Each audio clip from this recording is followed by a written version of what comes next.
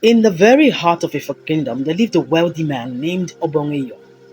He was known for his kindness and deep love for his daughter Anansa, whose beauty was matched only by her humility and hardworking nature.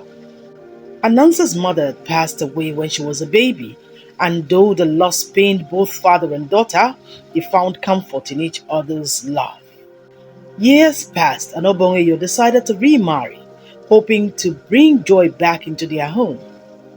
He married a widow named Abasiama, who had a daughter of her own named Ekaite. While Anansa was kind and diligent, Ekaite was proud, lazy, and vain, basking in the privileges of wealth without lifting a finger to help.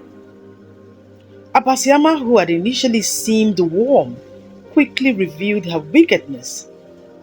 She was consumed by jealousy over the bond between Obongeyo and Anansa, feeling that her own daughter was overshadowed by the humble girl.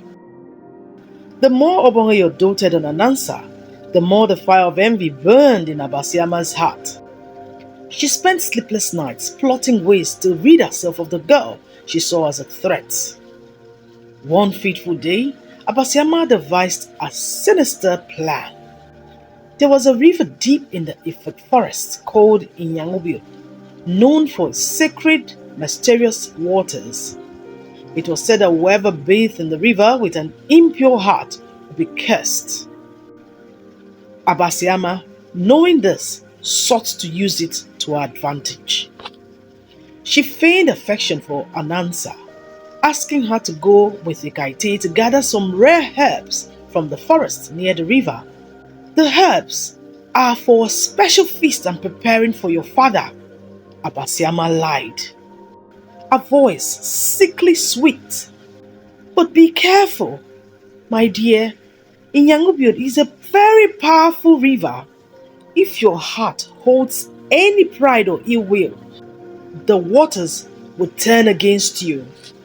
Anansa, being innocent and dutiful, agreed without suspicion, though Ekaite was reluctant to go into the forest, preferring her idle luxuries.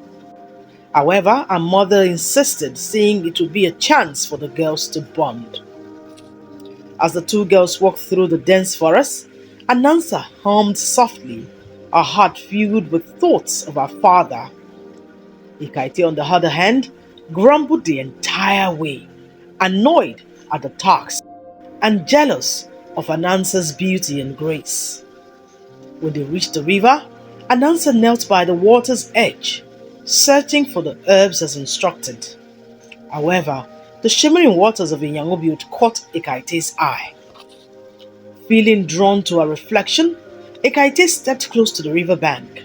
I am the most beautiful girl in the kingdom, she murmured to herself, admiring her face in the water. In her pride, she ignored the warnings of the river's curse. She dipped her hands into the cool water and splashed it over her face, oblivious of the dark clouds gathering above. In that moment, a great gust of wind blew across the forest, and the once calm waters turned black as night. A loud rumble echoed from beneath the surface as the spirit of Inyangobiod emerged, a great shadowy figure with eyes like glowing embers. You have defied my sacred waters with your pride, the spirit roared. Your heart is filled with vanity and malice, and for that you shall suffer the curse of Inyangubiod. Terrified, Ekaite tried to flee, but her feet was rooted to the ground. Her body began to change. Her once beautiful face twisted like a hideous foe. Her skin covered with scales, and her voice began to croak. She had been transformed into a serpent, cursed to roam the forest forever, trapped by her arrogance. Anansa, witnessing the horror unfold, fell to her knees. Great Spirit, forgive her. She did not know the power of your waters, Anansa cried. The spirit turned to Anansa, his fiery gaze softening. You, child, have a pure heart. Your humility and kindness have saved you from your stepmother's wicked plot. But be warned, there are those in your household who wish to see you fall. With those words, the spirits vanished, leaving the forest silent even more. Anansa gathered the herbs quickly and rushed back home, her heart heavy with the weight of what had just happened. When she returned, Abasiama was waiting, expecting to see Anansa's downfall. But when she saw Anansa unharmed and heard the fate of her own daughter, she was struck with horror. The curse had backfired. Overcome with grief and guilt, Abasiama tried to reverse the curse, but it was too late. The spirit of Inyangubium does not forgive easily. Abasiama's guilt consumed her and soon she fell ill, her health deteriorating rapidly. But before long, she passed away, leaving Obongeyo and Anansa to mourn. But despite all that had happened, Anansa remained kind-hearted and loyal to her father, who grew to love her even more deeply for her strength and resilience. In the years that followed, tales of the cursed river spread throughout the Ife kingdom, serving as a reminder to all who heard it that pride and jealousy are poisons that destroy even the closest of families. Anansa lived on, a beacon of kindness and humility, and her name became a legend among her people.